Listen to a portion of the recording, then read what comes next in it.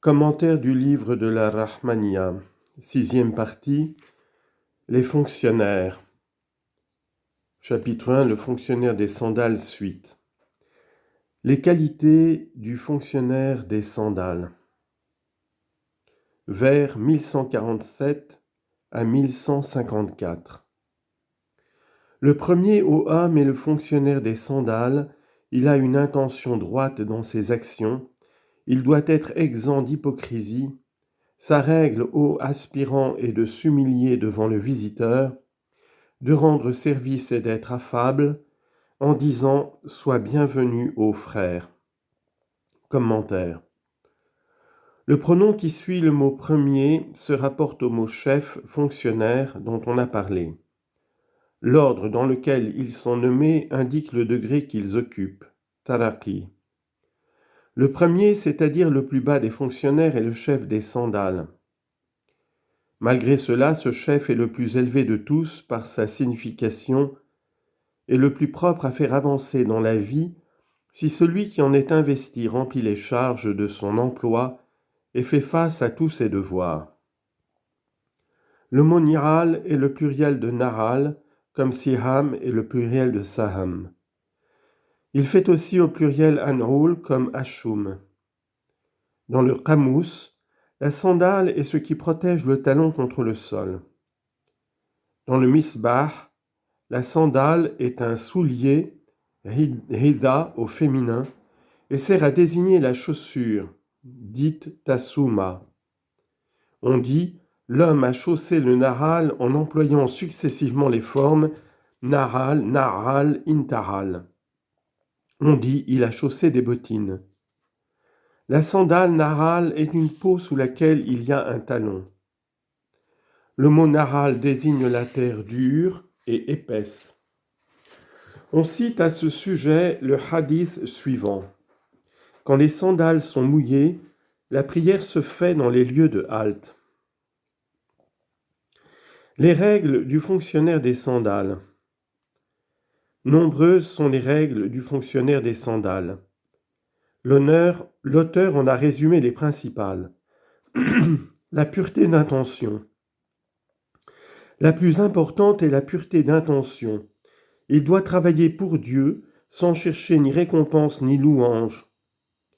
Car les actions se jugent par les intentions, ainsi que l'a dit le Seigneur des créatures, le prophète. Les actions sont comme des formes qui existent, et les âmes qui les animent sont constituées par le secret de leur pureté d'intention. Car l'hypocrisie est une infidélité cachée qui rend les actions inutiles. C'est ce que dit l'auteur par ces mots, son intention dans les actions. L'humble soumission. Une autre qualité est son humble soumission à tout frère qui se présente. Le mot warid, arrivant, désigne celui qui arrive et est présent. Dans le misbah, on dit « Saïd est venu, il est présent ». On dit aussi « le livre a été prêté ». La Torfa dit que l'humble soumission du fonctionnaire des sandales doit distinguer son emploi et que cette disposition l'aide à éviter ce qui est mauvais. L'affabilité. Une autre qualité est l'affabilité en présence de son frère.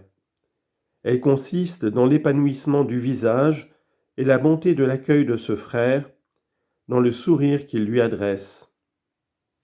Il en est parlé dans le qamous et la torfa. Lorsque le fonctionnaire des sandales voit arriver un pauvre, il le reçoit avec affabilité, se montre aimable à son égard, lui adresse des paroles de bienvenue et le met à son aise. C'est ce qu'a voulu dire l'auteur par ces mots. Il lui souhaite la bienvenue en lui disant « Tu es le bienvenu. Vis à ton aise dans ce lieu et sans gêne. Aie l'âme tranquille et contente. Sois comme un ami et chasse tout ennui. » La particule ya est une interjection d'appel qui est mise pour indiquer la suite du récit. On sous-entend les mots « Ô notre frère ». Vers 1155 à 1158.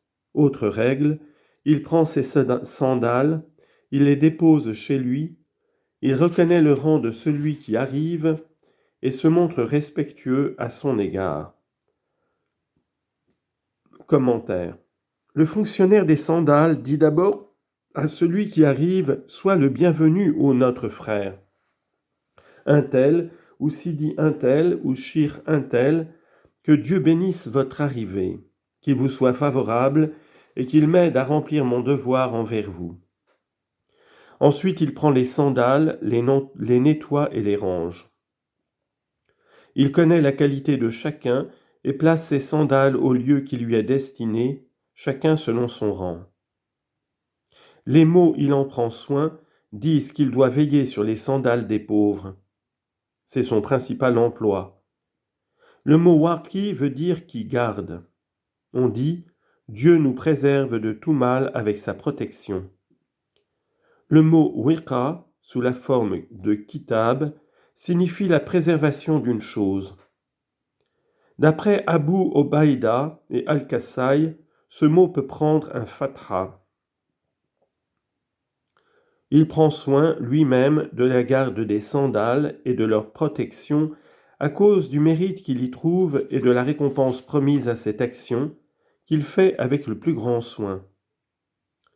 S'il en est empêché par quelque chose d'imprévu ou qu'il soit obligé de s'absenter pour une affaire urgente, qu'il choisisse quelqu'un qui puisse le remplacer dans cette affaire et qu'il prenne un des frères qui soit capable de remplir cette fonction.